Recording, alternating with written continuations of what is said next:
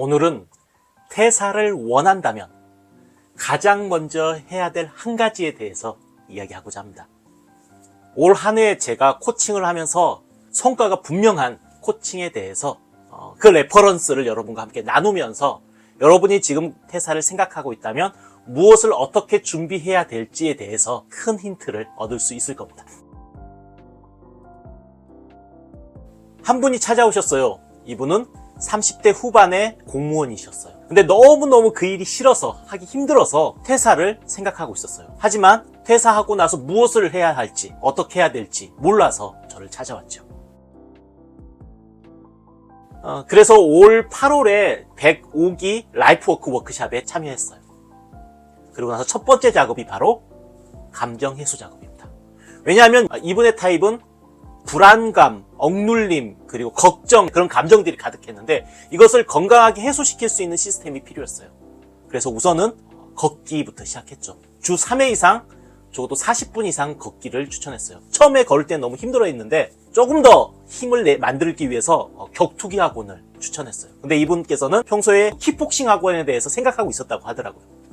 그래서 주 4일에서 5일 정도는 걷거나 킥복싱 학원을 다니면서 나름대로 감정들이 잘 해소되기 시작했습니다. 이렇게 감정이 해소되어지면 조금씩 보이기 시작합니다. 그리고 힘이 생기고요. 특별히 저하고 코칭하신 분들은 먼저 전자책을 읽고 나서 그리고 또 저에게 1대1 라이프키 코칭을 한번 또 받고 나면 어느 정도 그려져요. 그리고 나서 이제 라이프워크 워크샵을 완전하게 명확하게 드러나지죠. 그래서 사실은 진짜 하고 싶은 일을 못 찾을 수가 없어요. 3번 반복시키고 무엇보다도 전 24년간 이 일만 했으니까 명확하게 보이죠. 특히 이분에게 있어서는 반복되는 문장, 반복되는 언어가 있었는데 그게 바로 이야기, 스토리라는 이 단어가 계속 반복되어졌어요. 그리고 이분은 진짜 하고 싶은 일이 바로 소설가의 삶을 꿈꿔왔고 그리고 언젠가 자기는 소설을 꼭 써야겠다라고 생각했었고 일주일에 한 권 이상 소설책을 읽는 그런 사람이었어요. 완전 덕후였죠. 근데 이 소설가는 뭐 해야 돼요? 소설을 써야 돼요. 우선 써야 돼요, 소설을. 근데 시간이 없다고 그래요. 근데 하루에 출근길이 전철로 1시간 20분 거리예요. 그러면 아침 출근길에 하루에 10줄 이상씩 카톡으로 소설을 써보십시오.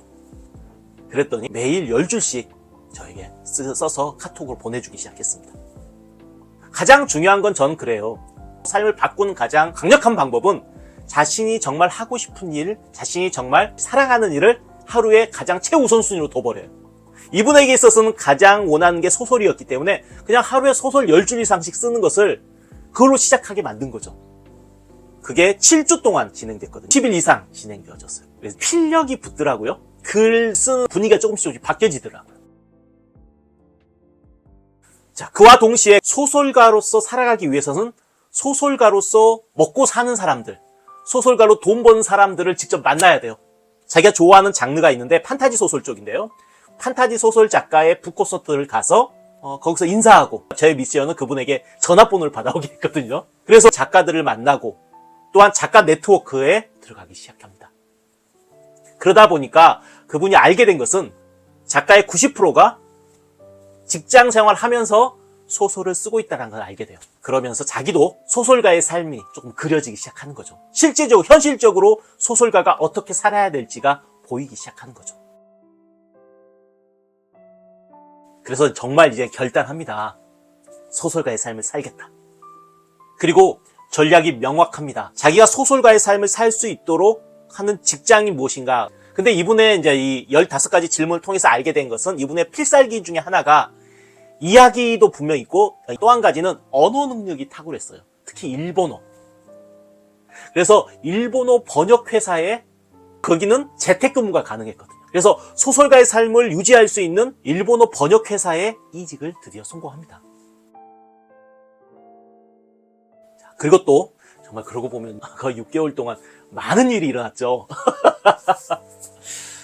그리고 이분에게 이제 드디어 정식 소설 공모전에 한번 출품해보자 라고 했어요.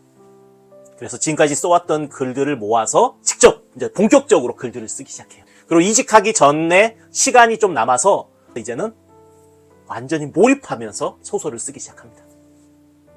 그렇게 해서 12만 자의 소설을 드디어 완성해요. 인생에서 자신의 첫 작품이죠. 마침내 소설 공모전에 출품을 하게 됩니다. 그분의 사명 선언문은 이거예요. 나는 자유로운 예술가로서 이야기를 통해 사람들이 현실을 벗어나 상상의 나라를 펼치도록 돕는다. 결국 이분은 올 8월에 105기 라이프워크 워크샵을 참여해서 정말 큰 변화를 만들어냈죠. 첫 번째는 운동을 통해서 자신의 감정을 해소하면서 힘을 기르고요.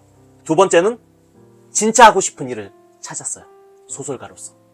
세 번째는 매일 실천할 수 있도록 매일 자기의 최우선순위로 둬서 소설을 매일 10줄 이상씩 썼어요. 네 번째는 직업 소설가들을 직접 만났어요. 그분들을 만나면서 네트워크를 만들면서 어떻게 삶을 펼쳐내는지를 알게 됐죠. 다섯 번째는 이제 소설가의 삶을 살기 위해서 이직을 하게 됐어요. 그리고 여섯 번째는 결국은 몰입해서 인생의 소설 첫 작품을 완성시켜서 정식 공모전에 출품했죠. 이게 어찌 보면 퇴사하기 전에 해야 될 일입니다. 정말 자신이 사랑하는 일, 정말 자신이 진짜 하고 싶은 일, 그것을 찾아내서 그것을 할 수 있는 환경을 구축하는 것. 이게 바로 퇴사하기 전에 해야 될 일입니다. 안 그러면 퇴사하고 나서 계속 조급함과 불안감 때문에 결국은 돌아갑니다. 다시 옛날로 돌아가요. 그리고 더 포기하면서 살지요.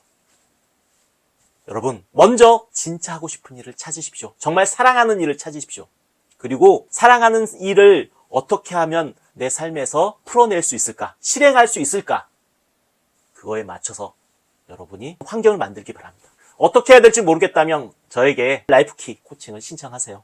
단 한 번만으로도 충분히 여러분이 진짜 하고 싶은 일이 무엇이고 그걸 어떻게 구축해 나가야 될지 알 수 있을 겁니다. 전 여러분이 진짜 하고 싶은 일을 찾고 인생을 재밌고 행복하게 살아갈 수 있기를 진심으로 응원합니다. 고맙습니다. 라이프 코치 졸업합니다.